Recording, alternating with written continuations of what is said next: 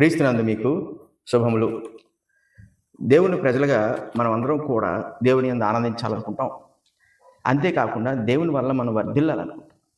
ఎందుకంటే మనం దేవునిలోకి వచ్చిన తర్వాత ఈ లోక సంబంధమైన వాటిని, లోకంలో ఉన్న సమస్తమును కూడా మనం విడిచిపెట్టి దేవుని చిత్తమును జరిగించుటకు మనము దేవుని యొద్దకు వచ్చున్నాం.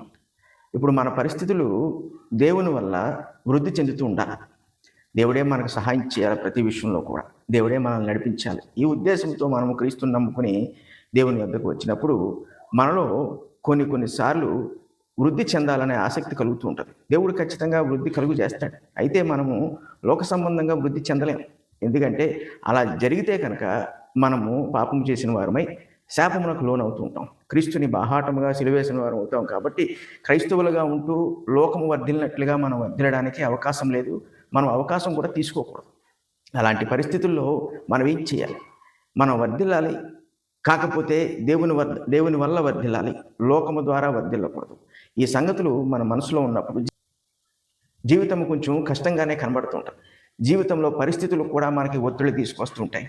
అనేక సందర్భాల్లో మనకి ఏమి చేయాలో తెలియని పరిస్థితులు ఏర్పడుతుంటాయి. కాకపోతే దేవుని వాక్యం మనల్ని ఎప్పుడూ బలపరుస్తూ ఉంటుంది. దేవుడు మనల్ని విడిచిపెట్టలేదు అనే సంగతిని దేవుని వాక్యం జ్ఞాపకం చేస్తూ ఉంటుంది. దేవుడు మనతో ఉన్నాడు, సహాయం చేస్తాడు అనే సంగతిని మనం అర్థం చేసుకుని వాక్యంలోంచి కూడా గ్రహించవచ్చు. అందుకే మనం ప్రధానంగా చేయవలసింది ఏంటంటే యేసుక్రీస్తు ప్రభువుని మనం చేర్చుకోవడం అంటే క్రైస్తవులుగా అయినప్పుడు మనం ఆయన చేర్చుకున్నాం కాబట్టి రక్షణ పొంది ఉండొచ్చు. కానీ రక్షణలో మనం కొనసాగుతున్నప్పుడు ఆ జీవితంలో కూడా ప్రతి విషయంలోనూ ప్రతి సందర్భంలోనూ యేసు ప్రభువుని మనం చేర్చుకోవాల్సిందే. చేర్చుకోకపోతేనే అపవాది వచ్చి చేరుతూ ఉంటాడు. ఎందుకంటే అపవాది ఎప్పుడూ అవకాశం కోసం ఎదురు చూస్తూ ఉంటాడు. ఎలాగ మన జీవితాన్ని పాడు చేయాలా, ఎలాగ భక్తిలో నుంచి బయటికి నడిపించాలా, ఎలా అసత్యం వైపుకి మనల్ని తీసుకువెళ్ళాలా, జీవితాలని కుటుంబాలు ఎలా పాడు చేయాలా. ఎందుకంటే ఇదంతా కూడా దేవునికి దుఃఖాన్ని కలిగించే సంగతులు ఇవన్నీ. ఆ సంగతుల్లోకి మనం నడిపించడానికి వాడు అవకాశం తీసుకోవడానికి ఎప్పుడూ సిద్ధంగా ఉంటాడు. అందుకే వాడు గర్జించు సింహం వల్లే ఉన్నాడు, ఎవరిని మృంగుదునా అని మనకి వాక్యంలో చెప్పడం కూడా జరిగింది. అయితే వీటన్నిటినీ కూడా మనము తుడిచిపెట్టవచ్చు ఒకే ఒక్క సంగతిని బట్టి. అదేంటంటే ప్రభువుని మనం చేర్చుకోగలగాలి. ప్రభువుని చేర్చుకోవాలంటే మనము వాక్యంలో ఉన్న సంగతులను ఆచరించడం మంచిది. వాక్యంలో ఉన్న సంగతులను ఎప్పుడైతే మనం ఆచరిస్తున్నామో, అంటే దేవుడు చెప్పుచున్న సంగతిని మనం జాగ్రత్తగా గ్రహిస్తున్నామో, జీవితంలో మనకి రక్షణతో పాటు వర్ధిల్లే అవకాశం కూడా ఉంటుంది. అందుకే యోహాను కూడా తన పత్రికలో అంటాడు, మీరు ఆత్మలో వర్ధిల్లుచున్న కొలది అన్ని విషయాల్లో కూడా మీరు సౌఖ్యముగాను అలాగే సుఖముగాను ఉండాలని నేను కోరుకుంటున్నాను అంటాడు. ఇది కేవలం యోహాను యొక్క కోరిక కాదు, పరిశుద్ధాత్ముడు యోహానికి ఇచ్చిన ఆలోచన. దేవుడు తన ప్రజలు ఎప్పుడూ సౌఖ్యముగాను సుఖముగాను ఉండాలని కోరుకుంటూ ఉంటాడు. అయితే ఈ లోకంలో వర్ధిల్లడం అంటే సాధారణంగా ధనముతోనే కొలుస్తుంటారు. అలా కొలవటం వల్లే మొట్టమొదటిగా మనకి ఆటంకం కలుగుతుంటుంది. ప్రతిదీ ధనముతోనే మనం చేసుకోవాలనుకోవడం ఈ లోక సంబంధమైన విధానాల్లోకి వెళ్ళిపోవటమే. ఎందుకంటే దేవుడు ధనాన్ని ఇవ్వడానికి కాదు, కానీ దేవుడు వర్ధిల్ల చేయుచున్నప్పుడు అన్ని విషయాల్లో ఆయన శక్తి సామర్థ్యాలతో వర్ధిల్ల చేస్తూ ఉంటాడు. అన్నిటికీ ధనమే సమాధానం కాదని మనకి తెలుసు. కానీ ఒక్కొక్కసారి దేవుని వాక్యాన్ని మనం నిర్లక్ష్యం చేస్తున్నప్పుడు దాని వైపు వెళ్ళిపోయి ఆ ప్రకారంగా జీవించడమే మనకు ఉత్తమమని మనం అనుకుంటూ ఉంటాం. అలా అనుకోకుండా ఉండే పరిస్థితులు మనకు ఉండాలంటే దేవుని వాక్యం దగ్గర రావాలి. ప్రభువుని మనం అనుదినము చేర్చుకోవాలి. ప్రభు మాటలను మన హృదయంలో ఎప్పుడూ కూడా నిలిచేటట్టు చూసుకోవాలి. అపవాది అవకాశం తీసుకోకుండా ఉండేటట్టు మనం ప్రయాసపడుతుండాలి. మనము కీర్తనలో 128వ కీర్తన మొదటి 2 వచనాలు చూస్తే అక్కడ కీర్తనకారుడు ఒక ఆలోచనను ఆత్మ ద్వారా దయచేస్తున్నాడు. అక్కడ అంటున్నాడు, యెహోవా యందు భయభక్తులు కలిగి ఆయన త్రోవల యందు నడుచువారు అందరూ ధన్యులు. నిశ్చయముగా నీవు నీ చేతుల కష్టార్జితమును అనుభవించదవు, నీవు ధన్యుడవు, నీకు మేలు కలుగును. ఈ మాటలు మనకు విన్నప్పుడు ఎంతో సంతోషంగా ఉంటుంది. చాలాసార్లు ఈ మాటల్లో కొన్ని భాగాలు చాలామంది ఈ కారు వెనకాల అద్దాన్ని కూడా పెట్టుకుంటూ ఉంటారు. ఎందుకంటే అది వాళ్ళకి ఒక రకమైన ధైర్యాన్ని, ఆనందాన్ని ఇస్తూ ఉంటుంది. కానీ ఇక్కడ వాక్యాన్ని జాగ్రత్తగా మనం పరిశీలన చేసినప్పుడు ఎప్పుడు మన చేతుల కష్టార్జితాన్ని మనం అనుభవిస్తాం అంటే వ్యర్థపరుచుకోకుండా అనుభవిస్తాం. ఇప్పుడు కష్టపడుతున్నాం, సంపాదిస్తున్నాం, కానీ అది నానా విధములైన వాటికి వ్యర్థమైపోతుంది అనుకోండి. ఎందుకు సంపాదించిన దానికి సంతోషం కూడా ఉండాలి. ఆ సంతోషము యేసుక్రీస్తు ప్రభు యందే దేవుడు మనకు అనుగ్రహిస్తున్నాడు. సంపాదించే విధానాన్ని మనకు దయచేస్తున్నాడు, సంపాదించే శక్తి సామర్థ్యాన్ని దయచేస్తున్నాడు, జ్ఞానాన్ని దయచేస్తున్నాడు. సంపాదించే దాంతో మనము చక్కగా అనుభవించేటట్లు కూడా ఆయన మనకి జ్ఞానమును, ఆలోచనలు దయచేస్తుంటాడు. నీవు ధన్యుడువు, నీకు మేలు కలుగును అన్నప్పుడు దేవుని చిత్తానుసారముగా మనం నడుచుకుంటున్నప్పుడు మనకి ఆశీర్వాదము, మేలు తప్ప దేవుడు ఇంకొకటి మన దగ్గరికి రానివ్వడం. ఒకవేళ అపవాది కీడు తెద్దామన్నా మనం శ్రమ పడతామేమో, కానీ శ్రమలో కూడా దేవుడు మనకు విజయాన్ని ఇచ్చేస్తుంటాడు. కానీ అపవాది శోధనకు లొంగిపోయి పాపము చేసి మళ్ళీ దేవునికి విరోధులుగా అయ్యే పరిస్థితిని దేవుడు మనకి రానివాడు. అందుకే అంటాడు, యెహోవా యందు భయభక్తులు కలిగి ఆయన త్రోవల యందు నడుచువారందరూ. ఈ 2 సంగతులు జ్ఞాపకం ఉంచుకోవాలి. నువ్వు వర్ధిల్లాలనుకుంటున్నావు అనుకో, క్రైస్తవుడే ఈ లోకంలో, లోకం వైపు చూడకు, నీ స్నేహితుల్ని చూడకు, నీ బంధువుల్ని చూడకు, నీకు ముందుగా వచ్చిన వారు గొప్ప గొప్పవారు అందరినీ నువ్వు చూడకు. నువ్వు ఎవరిని చూడాలి అంటే దేవుని మాటలను నువ్వు చూడగలగాలి. ఏమంటున్నాడు? దేవుని యందు భయభక్తులు కలిగి అంటున్నాడు. ఈ వాక్యమును ఎప్పుడైతే మనం అనుదినము ధ్యానం చేస్తున్నామో ప్రార్థనాపూర్వకంగా, అప్పుడు దేవుని యెడల ఒక ఆరోగ్యకరమైన భయం కలుగుతుంది మనకి.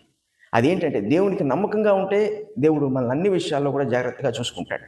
ఈ భయభక్తులు అనేవి చాలా ముఖ్యమైనవి. కేవలము మనము వర్ధిల్లడానికే కాదు, శారీరకంగా ఆత్మయందు వర్ధిల్లడానికి, దేవుణ్ణి సంతోషపెట్టడానికి, దేవుని నామాన్ని ఘనపరచడానికి, దేవుని కార్యములు మన ద్వారా భూమి మీద జరగడానికి, వీటన్నిటికీ కూడా ఈ భయభక్తులు అనేవి చాలా అవసరం. మనం ఎంత భయభక్తులు కలిగి ఉంటే లోకము కూడా దేవుని విషయంలో ఆటోమేటిక్గా అంత భయాన్ని వాళ్ళు వ్యక్తపరుస్తూ ఉంటారు. ఎందుకంటే దేవుడు మనతో పని చేస్తున్నాడు అన్న సంగతి లోకమునకు తెలిసినప్పుడు వాళ్ళకి ఒక రకమైన ఆకర్షణీయత ఏర్పడుతుంది. అందులో ఉన్న వింతను వాళ్ళు ఆలోచన చేయడం మొదలు పెడతారు. కాబట్టి వాళ్ళకు కూడా మన ప్రభువుని తెలుసుకునే అవకాశం ఉంటుంది. ఈ భయభక్తులు చాలా ముఖ్యమైన సంగతులు. పరిశుద్ధ గ్రంథం అంతా కూడా దేవుడు కోరుతుంది భయమును, భక్తిని ఆయన పట్ల. కాబట్టి అలా ఉన్నవాడు ఆయన త్రోవల యందు నడుచుకుంటూ ఉంటాడు. అంటే దేవుడు మనకి నిర్దిష్టమైన మార్గాన్ని వాక్యానుసారంగా అనుగ్రహించాడు.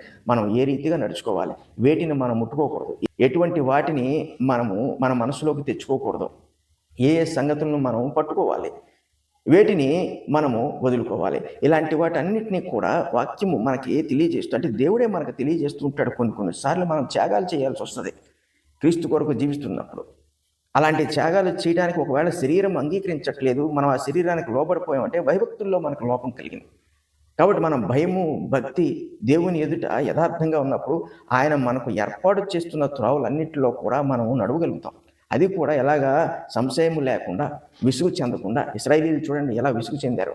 ఐగుప్తు నుంచి బయటకు వచ్చే వరకు కూడా దేవుని మీద మనసు పెట్టి ఉంచారు. బయటకు ఒకసారి వచ్చిన తర్వాత వాళ్ళు ప్రతిదీ కూడా ఆశించడము, దేవుడు అంటే ఇవ్వాలనుకుంటున్నాడా లేదా అన్నది కూడా ఆలోచన చేయకుండా వాళ్ళ కోరిక మీదకు ఆశించడము, అది జరగలేదని విసుగు చెందడం, ఇలాంటి జీవితాన్ని వాళ్ళు జీవించడం ప్రారంభించారు. అందుకే అందరూ కానానికి ప్రవేశించలేదు. దేవుని త్రోవలు ఎప్పుడూ కూడా మనకి దేవుడు రహస్యంగా ఉంచడు. మనం బాగుపడాలి, వర్ధిల్లాలి, ఆయన నామం మన ద్వారా ఘనపరచబడాలనుకున్నప్పుడు దేవుడు వాక్యానుసారంగా ఆయన మార్గములు మనకు నిర్దేశిస్తూ ఉంటాడు. వాటన్నిటిని మనము గ్రహించాలంటే మనం దేవుని యందు ఉండాలి. ప్రభువుని అందుకే మనం చేర్చుకోవాలి. ప్రభువుని చేర్చుకోవడం అంటే ఇదే, భయభక్తులు కలిగి ఆయన త్రోవల యందు మనం నడిచే వారంగా ఉండటమే. అలా నడుస్తున్నప్పుడు మీరు ఏ భక్తుడైనా తీసుకోండి, పరిశుద్ధ గ్రంథంలో నమ్మకంగా జీవించిన ఏ జనాంగాన్ని తీసుకోండి, వాళ్ళు ఎప్పుడూ కూడా వాళ్ళ జీవితంలో వాళ్ళు నష్టపోలేదు, అంటే వాళ్ళు నశించిపోలేదు. వాళ్ళకి దేవుడు ఎప్పుడూ తోడుగా ఉన్నాడు. దేవుని కార్యాలు తోడుగా ఉన్నాయి. దేవుని యొక్క శక్తి సామర్థ్యాలు వాళ్ళలో పనిచేశాయి. వాళ్ళు ఎంతో సంతోషంగా క్రైస్తవులుగా జీవించి, ఈరోజు మనం క్రైస్తవులుగా జీవిస్తున్నామంటే మనం సంతోషంగా జీవించాలి. ఎందుకు? ప్రధానమైన కారణము నిత్య జీవాన్ని, మరణము లేని జీవితాన్ని యేసుక్రీస్తు ప్రభు ద్వారా దేవుడు మనకు అనుగ్రహిస్తున్నాడు. దాన్ని మనం అర్థం చేసుకుంటే, దాన్ని అనుభవించడానికి మనం ప్రయాణం చేసే త్రోవలన్నిటిలో కూడా దేవుని యొక్క హస్తము మనతో ఉంటుంది. దేవుని యొక్క ఆలోచనలు మనతో ఉంటాయి. దేవుడు మన కొరకు మార్గాలను ఏర్పాటు చేస్తుంటాడు. కొన్నిసార్లు కొన్ని పరిస్థితుల్లో మనము ఈ మార్గాల్ని కనుగొనలేక ఏదో తలుపులు మూసివేసినట్లుగా మనకు అనిపించవచ్చు. కానీ భయభక్తులు కలిగి దేవుని మీద ఆధారపడుచున్నప్పుడు దేవుడు మార్గమును కలుగు చేస్తుంటాడు. ఈ లోకమునకు లోక సంబంధమైన మార్గాలు కావాలి, లేకపోతే వాళ్ళు బ్రతకలేరు. ఎందుకంటే వాళ్ళకు వేరే అవకాశం లేదు. మనకైతే లోక సంబంధమైన మార్గాలు అక్కర్లేదు. ఎందుకంటే మనకి దేవుడు వేరొక ప్రత్యామ్నాయాన్ని ఇచ్చాడు. అదే మన ప్రభు అయిన యేసుక్రీస్తుని మనం వెంబడించడం, ఆయనను చేర్చుకోవడం, అంటే ఆయనకు తగినట్లుగా జీవించడం, ఆయన చిత్తాన్ని మనం జరిగించడం, ఆయన యొక్క ఆజ్ఞలు మనం పాటించడం. ఇలా జీవితంలో జీవిస్తున్నప్పుడు జీవితంలో ఏదో ఒక అలవాటు అయిపోతుంది. ఎన్నో మంచి అలవాట్లు మనం కలిగి ఉంటాం. అలాగే యేసుక్రీస్తు ప్రభువుని చేర్చుకునే విషయంలో ఒక మంచి అలవాటుగా మనం దీన్ని తీసుకున్నప్పుడు అది మన జీవితానికి, ఆరోగ్యానికి మేలుకరం. అంతేకాదు, మన తర్వాత తరానికి వాళ్ళు రక్షణ పొందడానికి, ఆ తర్వాత తరానికి వాళ్ళు రక్షణ పొందడానికి, దేవుణ్ణి తెలుసుకోవడానికి, దేవుని నామం మహింపరచడానికి, వీటన్నిటికీ కూడా ఇది ఎంతో సహాయపడుతూ ఉంటుంది. మీరు లూకా సువార్త 9వ అధ్యాయం 53వ వచనంలో మనం చూసినప్పుడు అక్కడ ఒక సంఘటన జరిగింది. యేసుక్రీస్తు ప్రభు యెరూషలేము వైపు వెళుతున్నాడు.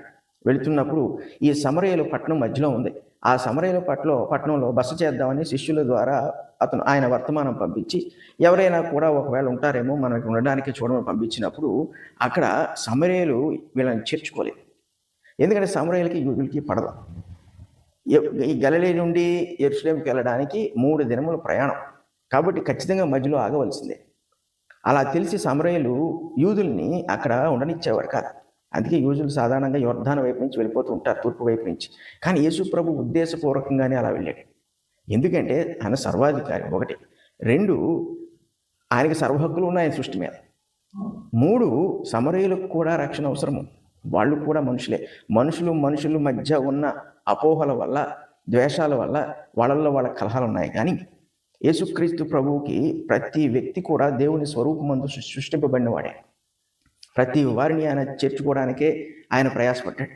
అన్యులేంటి, యూదులేంటి అంతే, అందరికీ రక్షణ సమానంగా ఇచ్చాడు. అందరికీ కృపను సమానంగా ఇచ్చాడు. అందరి కొరకు ఆయన రక్తాన్ని ఖర్చాడు, కేవలం యూదుల కొరకే కాదు.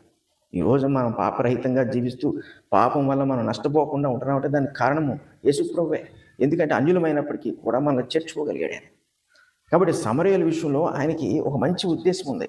కానీ ఆ లూకా సువార్త 9వ అధ్యాయము 53వ వచనానికి వచ్చేటప్పటికి అక్కడ మనం చూస్తున్నాం, ఆయన యెరూషలేమునకు వెళ్ళ నభిముఖుడైనందున వారు ఆయనను చేర్చుకొనలేదు. వాళ్ళు యేసుక్రీస్తు ప్రభువుని ఎందుకు చేర్చుకోలేదంటే కేవలము యూదులన్న ఒక కారణం చేత అంతే. కానీ ఆయన దేవుని కుమారుడని వాడు ఆలోచన చేస్తుంటే అసలు ఆ సమరయులు ఆ రోజు ప్రభువుని చేర్చుకుని ఉంటే ఏమయ్యేది? అసలు యేసు ప్రభు ఎంతమందికి మేలు చేశాడు, ఎంతమందికి ఆశ్చర్యకార్యాలు చేశాడు, వాళ్ళలో ఉన్న సమస్యలు తీర్చాడు, వాళ్ళకి సువార్తను ప్రకటించాడు, పరలోక రాజ్యాన్ని వాళ్ళకి పరిచయం చేశాడు. అనేక మంది ఆయన వెంబడిస్తున్నప్పుడు సమరయులు ఆయనను చేర్చుకోలేదు. ఆ రోజు నిజంగా నష్టపోయింది సమరయులే. ఎందుకంటే వాళ్ళు చేర్చుకుని ఉంటే, జ్ఞాపకం చేసుకుని యేసుక్రీస్తు ప్రభు తన సొంత ఊరిలో కూడా ఎక్కువగా ఆశ్చర్యకార్యాలు చేయలేదు. ఎందుకంటే వారి అవిశ్వాసానికి ఆయన ఆశ్చర్యపోయాడు అంటాడు వాక్యంలో. వీళ్ళు ఎప్పుడైతే సమరయులు చేర్చుకోలేదో ఒక గొప్ప దీవెనకరమైన జీవితమును వాళ్ళు ఆ రోజు నష్టపోయారు. వాళ్ళ మధ్యలోకి ఆ రోజు యేసుక్రీస్తు ప్రభు వచ్చి ఉంటే అసలు ఏమి జరిగేదో మనం ఊహించలేము. వాళ్ళు పొందుతున్న వాటిని బట్టి ఎంత గొప్పగా ఆనందించేవారు. వాళ్ళ జీవితంలో అత్యంత ప్రాముఖ్యమైన నిర్ణయము తీసుకునేవారు ఒకవేళ ఆయన్ని చేర్చుకుని ఉంటే. యేసుక్రీస్తు ప్రభువుని మనము చేర్చుకుంటున్నామంటే ఆయన యొక్క సమస్త శక్తి సామర్థ్యాలని, ఆయన ఉనికిని, ఆయన యొక్క గొప్పతనాన్ని, ఆయన ఏదైతే కలిగి ఉన్నాడో దాని అంతటిని కూడా మనం చేర్చుకుంటున్నాం. అది ఎంత భాగ్యము అనేది మనము ఈ వాక్యమును అనుసరిస్తూ ప్రభువుని చేర్చుకోవడం వల్లే మనకు అర్థమవుతుంటుంది. మనం ఆయన నిర్లక్ష్యం చేస్తున్నాం అనుకోండి, కొన్నిసార్లు ఈ లోక సంబంధమైన పరిస్థితులు మనకి ఏర్పడుతూ ఉంటాయి. అవి ఏర్పడుతున్నప్పుడు కొన్నిసార్లు మనము ప్రత్యామ్నాయాల కోసం వెళ్ళిపోతూ ఉంటాం. అంటే దేవుని చిత్తము కోసము, దేవుని వాక్యానుసారమైన విధానం కోసం ఎదురు చూడకుండా కార్యము పూర్తయిపోవాలి కాబట్టి మనము వాక్యమును, దేవుని యొక్క ఉద్దేశమును పక్కన పెట్టి ముందుకు వెళ్ళిపోతూ ఉంటాం. అలా మనం వెళ్ళిపోతున్నప్పుడు జరిగే సంగతి ఏంటంటే ఆయనను మనము వద్దనుకుంటాం. ఆయన్ని మనం చేర్చుకోలేకపోయాం అనుకోండి, అప్పుడు మన జీవితంలో మనము నష్టాలను ఎదుర్కోవాలి. సమరయులు ఆ రోజు లాభం పొందలేదు, కానీ ఏవి నష్టపోయారో వాళ్ళకి అర్థం కాలేదు. వాళ్ళ జీవితంలో చాలా నష్టపోయారు. ఆ రోజు మరణము లేని జీవితమును పొందడం అంటే సాధ్యమా? అది విశ్వాసము ద్వారా అబ్రహాము చూడగలిగాడు, ఇస్సాకు యాకోబులు చూడగలిగారు, అలాగే దావీదు వంటి వాళ్ళు, సమూయేలు వంటి వాళ్ళు చూడగలిగారు, యేసుక్రీస్తు ప్రభు శిష్యులు పౌలు వంటి వాళ్ళు చూడగలిగారు. కానీ సమరయులు ఆ రోజు నష్టపోయారు. కేవలము నిత్య జీవనం మాత్రమే కాదు, దానితో వచ్చే అనేక ఫలాలు, బహుమానాలు, భూమి మీద ఘనంగా జీవించగలిగే అవకాశం, సర్వోన్నతిని కొరకు జీవించగలిగే అవకాశము, ఆయన ద్వారా పొందే గొప్ప గొప్ప సంగతులు, జీవితంలో వృద్ధి చెందడానికి గొప్ప మార్గము వాళ్ళు ఆ రోజు నష్టపోయారు. వాళ్ళు సంపాదించుకుని ఉండొచ్చు భూమి మీద, వాళ్ళకి నచ్చినట్లుగా వాళ్ళు జీవించి ఉండొచ్చు, కానీ పాపం నుంచి విడుదల పొందలేదు, దేవుని ఆశీర్వాదాలకు దూరం అయిపోయారు. ప్రభువుని మనము చేర్చుకొని మరుక్షణంలో మనము ఏ సందర్భం విషయమైతే మనం చేర్చుకోవట్లేదో ఆ సందర్భాన్ని మనం కోల్పోతున్నాం. ఈ భూసంబంధంగా శరీరం మందు ఆ సందర్భాన్ని మనం నెరవేర్చేయచ్చు, మనకు నచ్చినట్లుగా జరిగిపోవచ్చు, దాన్ని బట్టి మనం సంతోషించేయచ్చు. కానీ దాంట్లో ఉన్న లోపాలు, నష్టాలు మనం ఎరగకుండానే ఆ సంతోషాన్ని మనం పొందేస్తాం. ఆ తర్వాత కాలంలో ఈ లోపాలు నష్టాలు బయటపడుతున్నప్పుడు అప్పుడు ఎలా ఉంటుందంటే చేతులు కాల్చుకున్నాక ఆకులు పట్టుకున్నట్టు ఉంటుంది. దేవుణ్ణి, ఆయన కుమారుణ్ణి మనం ఎప్పుడైతే అలక్ష్యం చేస్తున్నామో ఆ సమయంలో అపవాది మన జీవితాన్ని మార్చేస్తాడు. మన పరిస్థితిని అప్పటికప్పుడు అందంగా చూపిస్తాడు, కానీ తర్వాత తలక్రిందులు అయిపోయేటట్టుగా వాడు ప్లాన్ చేసేస్తాడు. అందులోకి దేవుడు రాడు. మన ప్రభువుని మనం అనుదినము చేర్చుకోవాలి. కేవలము రక్షణ పొందాం కదా అని అనుకోకూడదు. ఆదివారం ఆరాధనకు వెళ్తున్నాం కదా అది సరిపోతుందిలే అని అనుకోకూడదు. ఈరోజు దేవుణ్ణి వెంబడించడం అంటే అది ఒక ఐడెంటిటీగా అయిపోయింది, అంటే ఒక గుర్తింపు కొరకు అయిపోయింది అంతే.